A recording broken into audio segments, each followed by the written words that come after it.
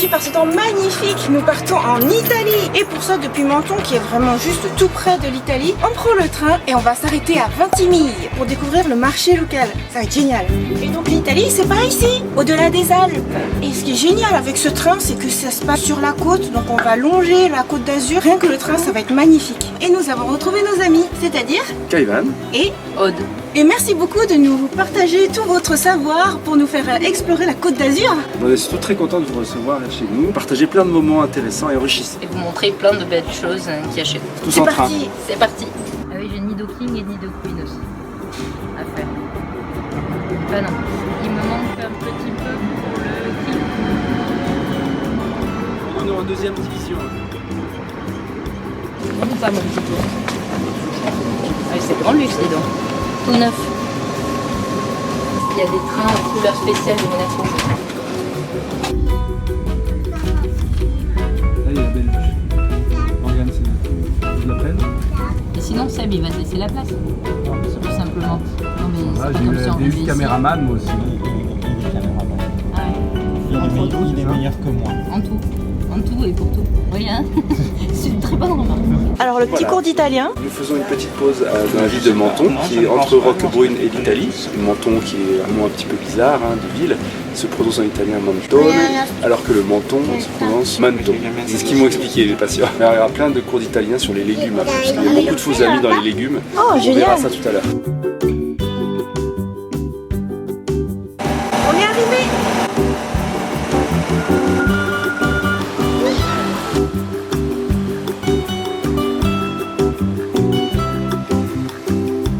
Marché de Ventimille où il y a énormément de fruits et légumes différents, plein de choses très appétissantes avec plein de couleurs. C'est un marché très vivant comme vous allez pouvoir le voir. Y a-t-il des fruits particuliers locaux? Les figues de Barbarie qui sont des petits fruits qui poussent sur des cactus qui sont assez sucrés et qui ont des petits pitons sur les fruits. Donc c'est assez particulier à manger mais il paraît que c'est très bon. Voilà. Et on verra peut-être autre chose. Voilà. Il y a Olives fraîches. Et là haut tu disais courgettes. Une courgette grise. C'est Ah, d'accord. une variété typique d'ici. Les courgettes trompettes. C'est vrai que ça a une drôle de forme. C'est des petites courgettes avec leurs fleurs. Alors la fleur ne se mange pas. Enfin, elle peut se manger, mais il faut acheter les fleurs ouvertes. La soupe Ajaccio, petite bête. Et tu vois les espèces de trucs comme ça, j'ai jamais goûté là. Donc c'est aussi un marché aux fleurs, de pépiniéristes et de cultivateurs de fleurs dans la région. Et d'ailleurs l'autoroute italienne qui traverse donc de la frontière française jusqu'en direction de Gênes s'appelle l'Autostrada di Fiori, l'autoroute des fleurs. Voilà. T'as vu, il y a des roses bleues. Ah oui. Joli bleu.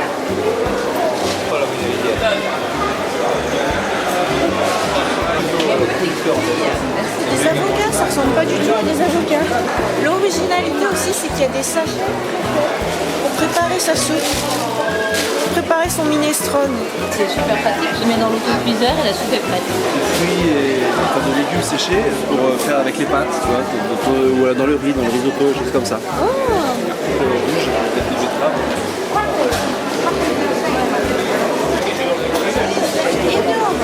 Les panettone et les pandoro. Les pâtisseries siciliennes et italiennes.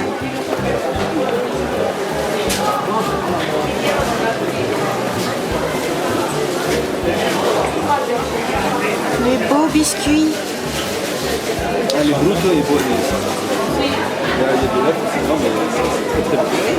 C'est à la noisette, c'est des rochers à la noisette. C'est vraiment un magnifique marché, il y a vraiment beaucoup de choses. Surtout ce que je remarque, c'est qu'il y a beaucoup de production locale et même des productions bio. Et quand c'est écrit non tratate, c'est donc non traité, donc sans pesticides et tout ça. Donc c'est vraiment super bien. Plein de fruits séchés. Ici on a beaucoup. Ici on a des figues, des manguettes, des cranberries. Ah oui. Regarde là, c'est des produits locaux. Et on va les faire à Bagnété alors. Oui, Ce soir, artichaut à Bagnété, à la casa. ça va être la découverte. Sono tutti di là, 2, 3, 4, 5, Elle venait juste de préparer ses artichauts. Elle a enlevé les feuilles à l'autour et elle les a déjà frottées au citron pour pas qu'ils noircissent. On va prendre les fameuses figues de Barbarie. Figues de Barbarie.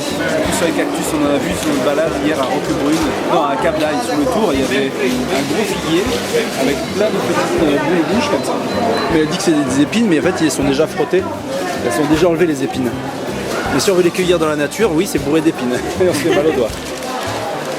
Ah c'est taro ça. De loin je pensais que c'était du topinambour en fait. Il y a beaucoup de produits locaux mais aussi exotiques, c'est vraiment très intéressant. C'est pas tout à fait les mêmes fruits et légumes qu'en France et pas le même gabarit aussi.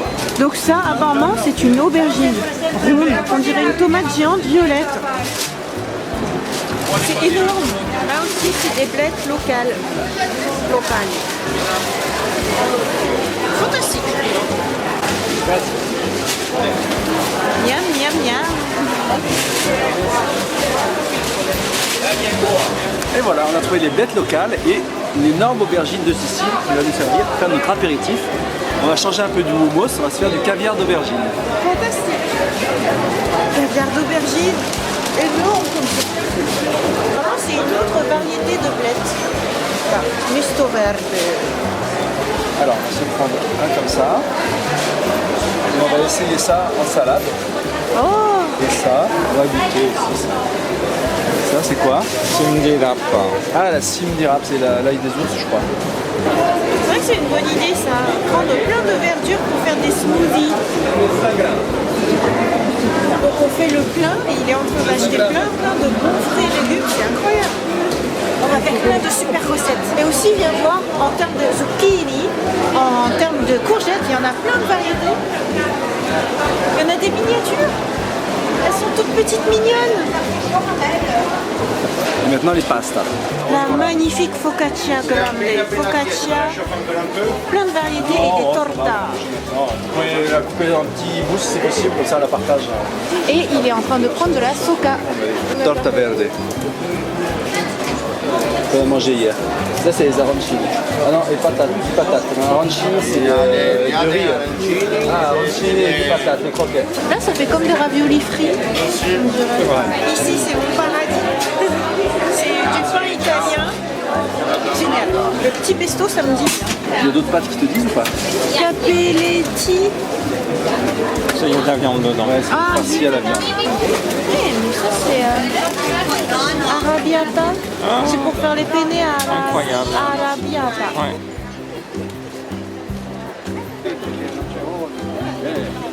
Un beau jardin.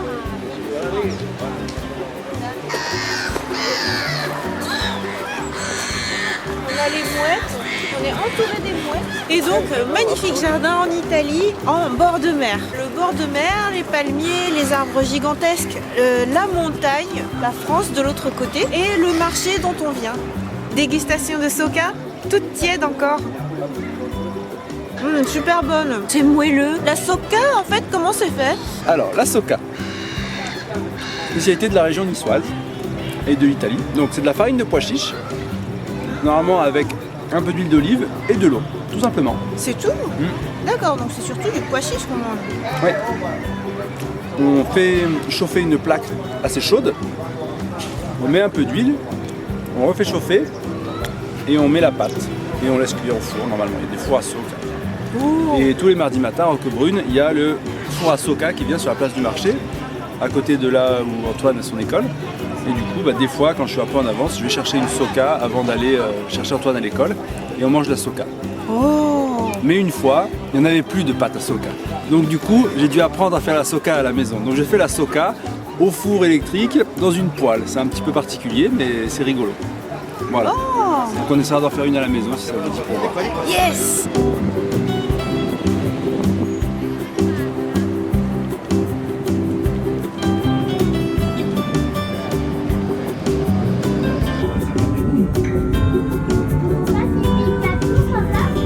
Roquebrune, nous voilà. On a fait des belles courses. Faudra qu'on fasse un haul tellement on a fait des courses. C'est quoi un haul? On a atterri à la maison avec toutes nos victuailles. Donc voici un méga haul. Tout ce qu'on a acheté. Le marché de Vintimille, mais le marché aux fruits et légumes. Alors qu'est-ce que nous avons là? Tout d'abord, au fond de la verdure. pour avoir plein de chlorophylle dans notre repas. Alors, on a déjà quelque chose que on n'a encore jamais cuisiné, qui est une spécialité méridionale, qui est de la cime di rapa. Donc c'est le sommet des navets. En gros, c'est de la jeune pousse de navet, tout simplement. D'accord. Donc avec des fleurs qui sont en train de s'ouvrir d'ailleurs. Et on va essayer de faire un pesto avec ça. Génial. On a des blettes, des blettes moyennes, on va dire. Donc avec quand même de la côte qui permet d'avoir un petit peu de croquant. Et le vert qui apporte un peu l'amertume. On a racheté des jeunes pousses de blettes avec lesquelles on avait fait la tourte de la dernière fois, la tourte verte. Torta verde. C'est intéressant de voir, c'est pas tout à fait pareil hein, entre la... Non, voilà, la côte est beaucoup plus fine sur ces jeunes pousses. Montre. Ah oui. Donc les jaunes, elles sont où? Bah, c'est pas la même variété aussi, je pense, hein, tout simplement, parce que à mon avis, elles ont à peu près le même âge, mais il y en a une qui développe plus la côte. Ouais. Et d'après Aude, ça, c'est délicieux juste cuit à la vapeur. Ou on peut aussi le faire sauter, comme on préfère. Ou à faire un smoothie. Ça, c'est pour Morgane. Et voilà l'apéritif de Morgane. Donc, je n'avais pas vu qu'au cœur, il y a une sorte d'alien. Ça demande de s'approcher un petit peu, Morgane. N'aie pas peur. Je n'avais pas vu qu'au centre, il y a une bête qui pousse à l'intérieur. La nature est quand même un petit peu bizarrement faite. Donc, on a prévu de manger ça en salade. Après, les cœurs un petit peu denses, là. Avec l'alien ou pas? Bah, l'alien, c'est pour ton apéritif. Voilà. En entrée, nous avions prévu de manger des fleurs d'artichaut à bagnété. Donc on vous montrera tout à l'heure dans une vidéo. C'est en fait une manière de manger les artichauts crus dans le sud de la France. Que tu disais avoir découvert une nouvelle fois avec... Chez mes beaux-parents, oui, parce que les artichauts, chez nous, on n'en mangeait pas, en Haute-Savoie. Alors ça, c'est mon coup de cœur. Ballon de football, on a trouvé. Passe. Non, je déconne. Oh, punaise. Je vais faire une passe à Alice. Oui. Yeah.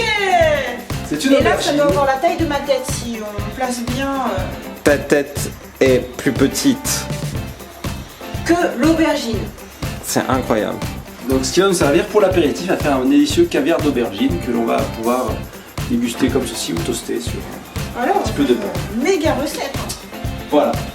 On était en Italie, donc on a parcouru un petit peu les rayons du marché et on a craqué sur les troffiette. Troffiette, c'est des pâtes fraîches qui voilà, peuvent être mangées soit vertes, donc à base de pâtes et d'épinards, ou alors blanches, plus traditionnelles. Et pour ceux qui aiment, il y avait sur le marché, comme on est quand même en fin d'automne, des délicieux champignons trouvés dans la région. Donc des cèpes, voilà, qui étaient beaux, qui étaient sains, et des girolles. Donc on va peut-être se faire, bon, pas mélanger les cèpes et les girolles, mais choisir l'un ou l'autre pour ceux qui aiment les champignons, pour se faire des troffiettés aux champignons. Et pour ceux qui n'aiment pas les champignons, on va se faire des troffiettés avec un pesto de cime di rapa. Ouais. Ça va être bon. Alors, sur beaucoup d'étals, il y avait ce fruit un petit peu curieux qu'on avait déjà vu, mais qu'on n'a jamais mangé. C'est ce qu'on appelle des Figues de Barbarie. Oui. Rien à voir avec la Barbarie, mais ça pousse sur des figuiers de Barbarie qui sont des cactus qu'on trouve dans la région assez spontanément, qui poussent tout seuls. Et apparemment, normalement, il doit y avoir des épines qui piquent. Et d'ailleurs, je me suis piqué tout à l'heure. Il y en a encore un tout petit peu. Donc il faut faire attention. À chaque petit point noir, il y a des petits piquants. Donc en général, ils ont été frottés, enlevés, mais tout à l'heure, j'avais une toute petite écharde. Donc il doit en rester encore un petit peu. D'accord. Aïe. Donc il y a différentes voilà, figues de Tu t'es Barbarie. vraiment piqué la pile à l'instant? Oui, là j'en vois une d'épine. Là. Vas-y, pour les besoins de la caméra. En fait, j'en vois 3, j'ai l'impression. Ouais, il y en a une à l'extérieur là. Et une aussi Je pensais pas que ça allait être des épines miniatures comme C'est ça. des micro-épines qu'on ne voit pas trop en fait. Voilà, donc faut Au bien qu'on les secours. frotte. Ouais, faut les enlever là, ton doigt. Mais oui, mais c'est que tu as zoomé, donc je ne me presse pas, mais ça pique. Ah. Bon ben, c'est un fruit dangereux. D'autres objets non identifiés. Alors, c'était un étal de fruits exotiques également, et la maman d'Alice nous avait fait une magnifique recette de flan au tao, gâteau au tao, et ils en vendaient sur l'étal. Donc on en a récupéré pour en faire certainement une soupe salée, et on va essayer de faire un dessert vegan aussi à base de taro. Voilà. Voilà, sachant que ces tarots-là sont miniatures par rapport à ceux que ma mère utilise. Oui, qui ont plus la taille normalement de l'aubergine, d'après ce que j'ai pu comprendre. Normalement, il y a la même chose, beaucoup plus gros et plus comme une énorme patate douce. Et on a aussi trouvé un fruit que vous ne connaissez pas, qui s'appelle a priori anon et qui est bourré d'énergie. Donc on essaiera de goûter ça tout à l'heure pour voir ce que ça donne. Un anon. Voilà. Petite parenthèse sur la présentation, c'est un petit peu comme au Japon en fait. Le fruit il est bien protégé avec, voilà, il est traité comme un fruit fragile. Attends, t'as montré ça? Ah oui, c'est juste des petites myrtilles. Oui, voilà. mais c'est pas juste, c'est... T'as pris ça en pensant à moi. Oui, parce que j'ai vu que tu faisais toujours des toppings avec des myrtilles sur tes pots d'avoine, tes Ouais, desserts. c'est vrai. Merci pour cette petite attention. Et ben on y va, c'est parti. Et voilà, c'est parti pour les recettes. Allez, on épluche. Et voilà pour cette vidéo spéciale marché de... Vintimille. Et rendez-vous sur les prochaines vidéos de recettes. Bye Bye bye. bye.